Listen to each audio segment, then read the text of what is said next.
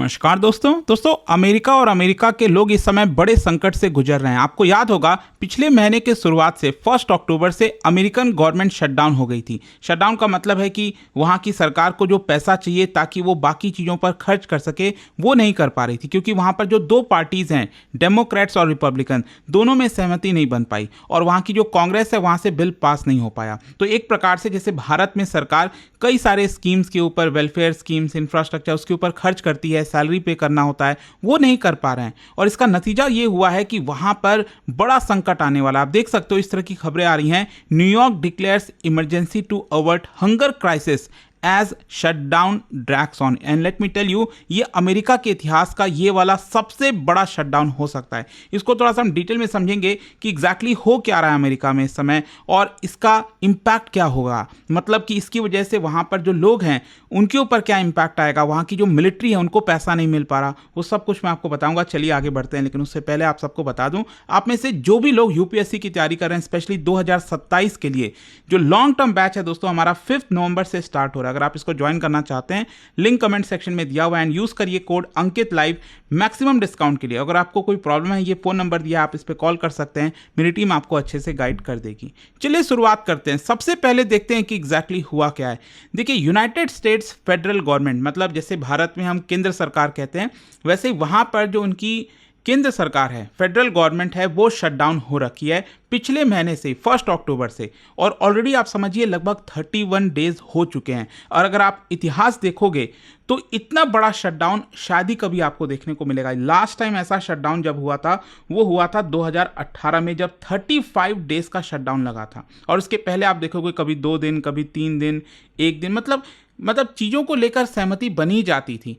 तो एक प्रकार से शटडाउन का सिंपल अर्थ ये समझिए कि वहाँ की जो पार्लियामेंट है ना, कांग्रेस, वहाँ से आपको बिल पास कराना है। जैसे यहाँ पर बजट आता है, बजट से सरकार अप्रोप्रिएशन बिल, जो भी बिल्स वगैरह पास कराने हैं कराती है, ताकि सरकार पैसे को खर्च कर सके। जब तक वो बिल पास नहीं होगा सरकार पैसा नहीं खर्च कर पाएगी। तो अमेरिका, वहाँ पर आप सब जानते हैं प्रेसिडेंशियल सिस्टम है, डोनाल्ड ट्रंप रिपब्लिकन पार्टी से बिलोंग करते हैं, तो वो चाहते हैं कि इन पर्टिकुलर चीज़ों पर पैसा खर्च किया जाए। लेकिन जो बाकी के पार्टी हैं, जैसे आपका डेमोक्रेट पार्टी, ओबामा वाली पार्टी, जो बाइडन वाली पार्टी, तो वो कह रही है कि नहीं, आप ऐसे खर्च नहीं कर सकते। और इसी की वजह से जो बिल है वहाँ के पार्लियामेंट से पास नहीं हो पाया और इसकी वजह से सरकार के पास जो डोनाल्ड ट्रंप हैं वो पैसे को खर्च नहीं कर पा रहे हैं। और आप देख सकते हो इसका इम्पैक्ट वहाँ के कई सारे जो प्रोग्राम हैं, जैसे स्नैप हो गया, सप्लीमेंट न्यूट्रिशन असिस्टेंस प्रोग्राम, वहाँ पर उनके पास पैसे नहीं बचे हैं। मिलिट्री पे, इसके अलावा जो कम्युनिटी फूड सपोर्ट सिस्टम है, they are on the brink of collapse, ये सिचुएशन आ गई है। जो कांग्रेशनल बजट ऑफिस है उनका ऐसा मानना है कि इसकी वजह से $7 बिलियन से लेकर $14 बिलियन तक का नुकसान हो सकता है, डिपेंडिंग कि ये शटडाउन और कितना अभी लंबा चलेगा। और कहीं ना कहीं जो क्राइसिस है वो अब यहाँ पर डिसरप्शन से ह्यूमैनिटेरियन होती जा रही है, नेशनल सिक्योरिटी का खतरा बन रहा है ये अमेरिका के लिए। तो जैसे कि मैंने आपको बताया ना, यहाँ पर कई प्रोग्राम्स है, जैसे स्नैप क्राइसिस आने वाली है। स्नैप का मतलब है सप्लीमेंटल न्यूट्रिशन असिस्टेंस प्रोग्राम। इसमें क्या करती है जो अमेरिकन गवर्नमेंट है, वो वहाँ के जो गरीब लोग हैं उनको एक प्रकार से पैसा प्रोवाइड करती है ताकि वो अपना फूड आइटम्स वगैरह खरीद सकें बाजार से, ताकि उनका गुजारा हो सके। तो इसकी वजह से आप देख सकते हो यहाँ पर ये जो पूरा स्कीम चलाया जाता है वो यूएस डिपार्टमेंट ऑफ एग्रीकल्चर के द्वारा चलाया जाता है। और स्नैप प्रोग्राम की वजह से 42 मिलियन अमेरिकन को फायदा होता है। तो यहाँ पर क्या है ना कि उनके पास एक इमरजेंसी फंड भी होता है, कंटिजेंसी फंड, लगभग $5 बिलियन का। लेकिन यूएस डिपार्टमेंट ऑफ एग्रीकल्चर का कहना है कि हम इस फंड का इस्तेमाल अभी नहीं कर सकते, क्योंकि अभी जो फंडिंग गैप है वो $9 बिलियन का हो चुका है, उनके पास पैसे नहीं है। जो कंटिजेंसी फंड है, ऐसा अमेरिकन गवर्नमेंट कह रही है कि ये अभी बहुत सारे इश्यूज की वजह से, फिजिकल लिमिटेशंस की वजह से, लीगल इश्यूज की वजह से ये पैसा अभी हम खर्च नहीं कर पाएंगे। और इसकी वजह से अगर आप देखोगे वहां पर जो डेमोक्रेट पार्टी वाले स्टेट्स हैं, अमेरिका में भी 50 स्टेट्स हैं, आप सब जानते हैं, तो वहाँ पर जहाँ पर डेमोक्रेट पार्टी वाले स्टेट्स हैं, उन्होंने यहाँ पर केसेस फाइल करना स्टार्ट कर दिया है वहाँ की कोर्ट पर ट्रंप के खिलाफ, कि वो लोग ये डिस्क्रिशनरी, ये जो कंटिजेंसी फंड है उसका इस्तेमाल क्यों नहीं कर रहे हैं। और इसका कॉन्सिक्वेंस देखिए क्या हुआ है। कॉन्सिक्वेंस ये हुआ है कि यहाँ पर नवंबर में, अभी ये नवंबर स्टार्ट हो चुका है, यहाँ पर जो बेनिफिट्स मिलने चाहिए उसमें डिले आ रहा है। जो लोगों को पैसा मिलना चाहिए वो नहीं हो पा रहा है, और जब तक फैमिलीज को पैसा नहीं मिलेगा जो इस प्रोग्राम के ऊपर डिपेंडेंट है, उनके ऊपर इमीडिएट फूड इनसिक्योरिटी का खतरा है। लोगों के पास पैसे नहीं है कि वो सामान खरीद सकें। फिर इसके अलावा जो फूड बैंक्स हैं अमेरिका में, दे विल बी ओवरवेल्म्ड। देखो क्या होता है ना, फूड बैंक्स, इसके ऊपर मैं और आगे चर्चा करूंगा क्योंकि इसके ऊपर भी बड़ा संकट आ रहा है। फूड बैंक्स एक प्रकार से आप समझिए एक नॉन गवर्नमेंट ऑर्गेनाइजेशन की तरह काम करता है। वहां पर लोग वगैरह फूड वगैरह डोनेट करते हैं, पैसे डोनेट करते हैं, ताकि जो गरीब लोग हैं, जो जिनके पास कुछ है ही नहीं, वो वहां पर से जाकर जो है कुछ फूड आइटम्स वगैरह ले सके, मतलब एटलीस्ट उनका जीवन चल सके कैसे जैसे।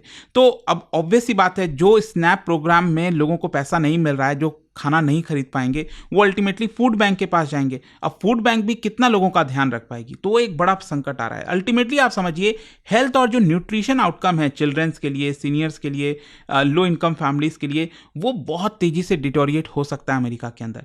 फिर दूसरा जो एक बड़ा क्राइसिस है वो है पे क्राइसिस का, और वो भी कहां पर, मिलिट्री के अंदर। सोचिए, जो मिलिट्री के जवान हैं उनको तो पैसा चाहिए ही, वो देश की सुरक्षा कर रहे हैं। बाकी अभी अमेरिका तो कई जगह अपने सैनिक को भेजा हुआ है, अब उनको पैसा नहीं मिलेगा तो वो क्यों काम करना चाहेंगे। तो जो ट्रंप एडमिनिस्ट्रेशन है, उन्होंने अभी टेम्पररी बेसिस पर $5.3 बिलियन और वहाँ की जो डिफेंस डिपार्टमेंट ऑफ डिफेंस है, जो पेंटागन है, उनके अलग अलग अकाउंट से ट्रांसफ़र करने की कोशिश की है, ताकि टेम्पररी बेसिस पर वहाँ की जो मिलिट्री पर्सनल है उनको पैसा मिल सके। और जो डिपार्टमेंट ऑफ डिफेंस है, उन्होंने $130 मिलियन का प्राइवेट डोनेशन भी लिया है, और इसको भी क्रिटिसाइज किया जा रहा है। आप सोचिए, अमेरिका की मिलिट्री को जो सैलरी मिल रही है, वो डोनेशन का जो पैसा आया ना, किसी प्राइवेट डोनेशन का, उससे दिया जा रहा है। ये अमेरिका के इतिहास में पहली बार आपको देखने को मिलेगा, और इसको लेकर काफी क्रिटिसाइज भी किया जा रहा है कि आप किसी डोनेशन का पैसा जो है वहां के मिलिट्री को दे रहे हो। फिर इसकी वजह से आप देखिए यहां पर केसेस वगैरह भी हो रहे हैं। मतलब जो कांग्रेस है, they usually authorize retroactive back pay. मान लीजिए 1 महीने के बाद बिल पास हो गया और वहाँ की मिलिट्री को पैसा वगैरह मिलना स्टार्ट हो जाएगा, मतलब अक्टूबर से ही जो पुराना पैसा नहीं मिला है वो भी मिल जाएगा।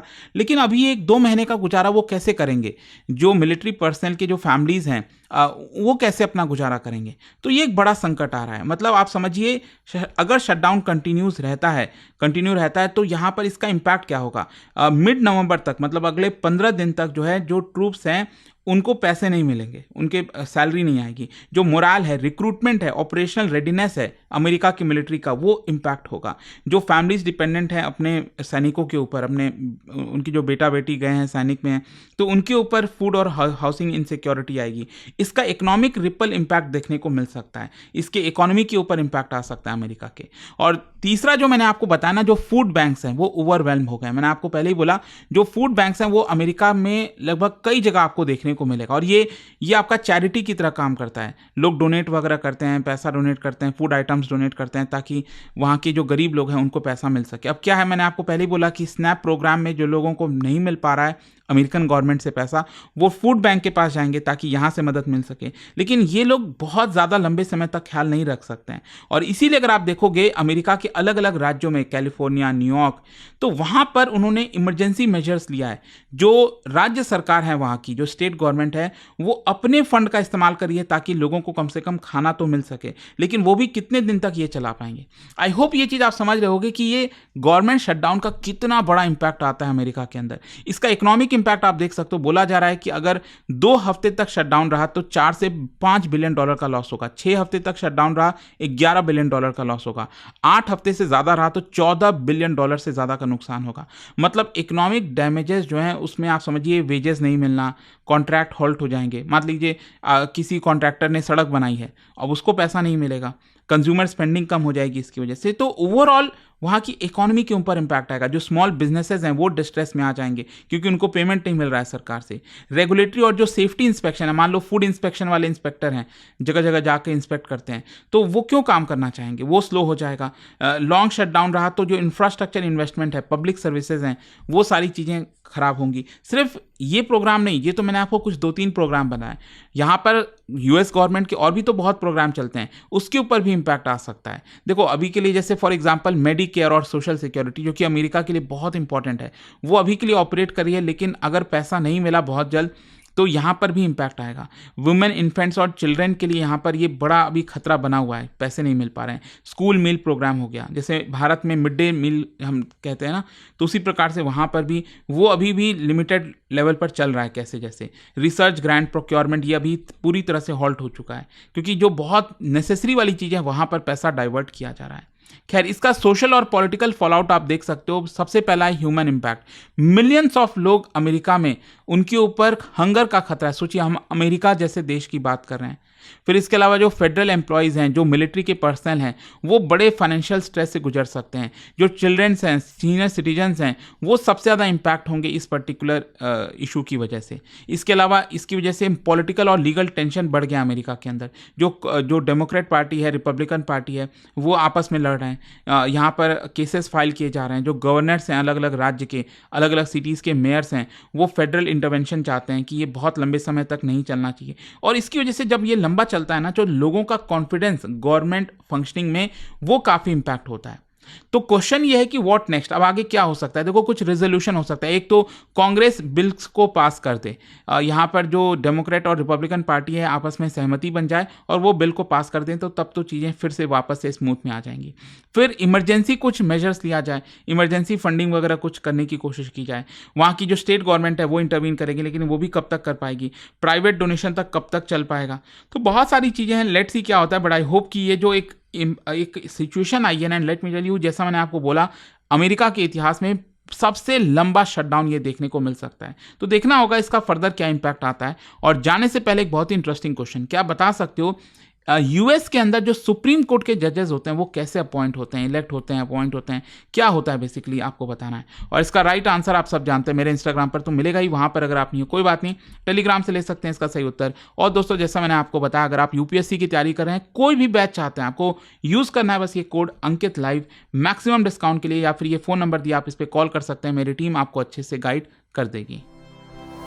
स्टडी IQ IAS, आपका सिलेक्शन हमारा मिशन।